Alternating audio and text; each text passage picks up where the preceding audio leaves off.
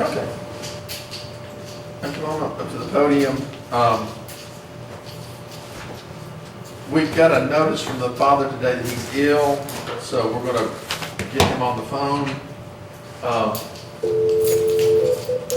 I don't blame them.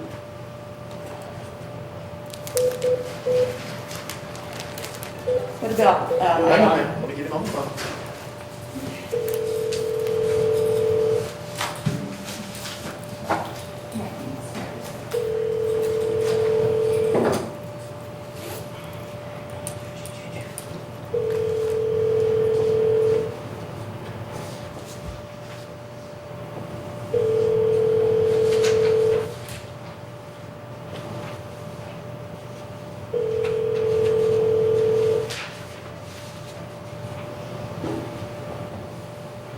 Hi, this is Julie. I can't get to the phone right now.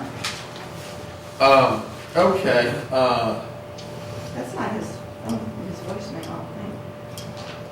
that's the number that was left, ma'am.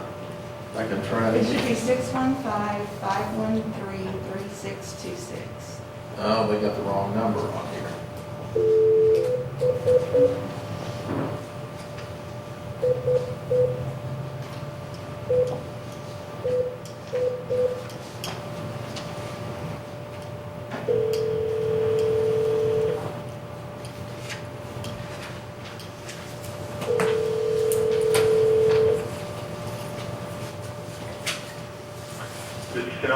Mr. Gider, this is Magistrate O'Neil calling from the courtroom at Davidson County Juvenile Court. We're here this morning on the appearance on the petitions that have been filed by the mother. And I've got both of you here, and I see you filed a response.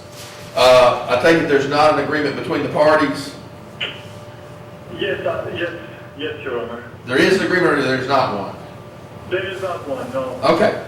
So what we're going to do is we will set your petitions for settlement. That'll be back with Magistrate Robertson. And also the petition for contempt. That'll be with Magistrate Robertson on March the 15th at 10 a.m. Also, I'm not sure if you knew this, there's a motion filed by mother in front of Judge Callaway. Right. November 3rd, yes. Right, so you'll need to, you need to appear for that. He needs Okay. to bring my daughter as a witness. She's been subpoenaed. Okay, well, I mean, if the speed is further, that's fine, ma'am.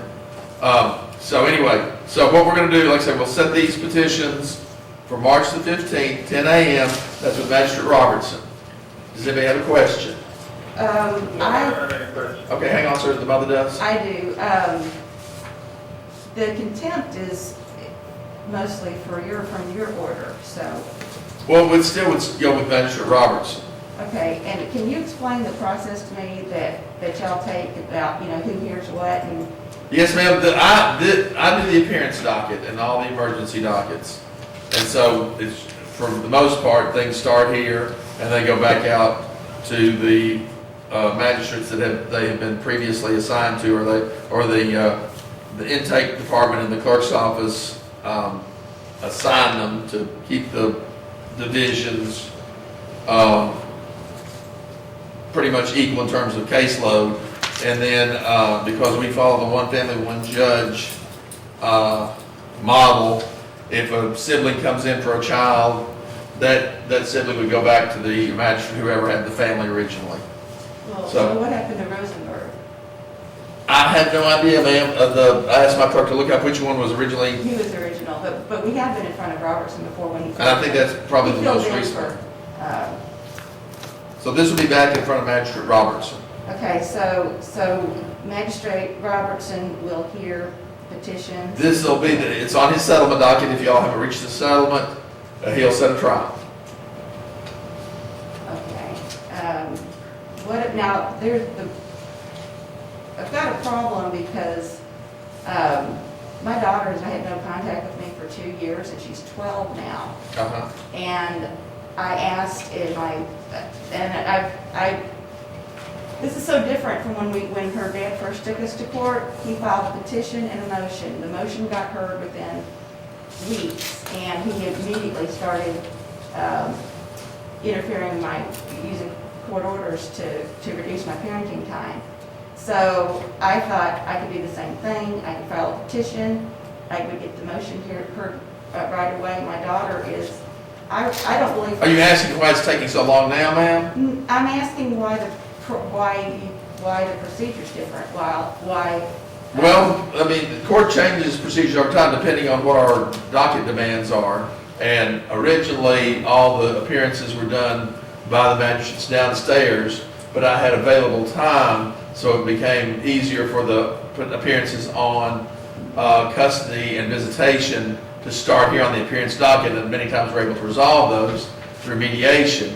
So that gives the downstairs magistrate who hear the child support primarily and custody and visitation more available docket time. That's why that system has been put in place for a few years now. So you don't really have hearings and sign orders? I sign orders now, but only on an interim basis. Well, could you sign a interim, because my daughter's 12 now.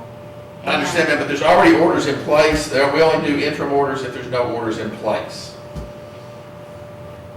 So in other words, if people come in here and they're filing to establish parentage and they need to have some parenting time set, the court will set that. But where there's prior orders, those orders stay in effect until there's a trial or an agreed order to change that. Okay, so Judge Callaway is going to get everything that was filed, like his response and my response. Right. And that's on the 3rd at 9:30. Right. And will she actually hear it, or? will I have no she idea. That'll be up to something Judge like Callaway how she wants to handle it. that? Okay, let me see if I have any other questions. I also have a question. Yes, sir.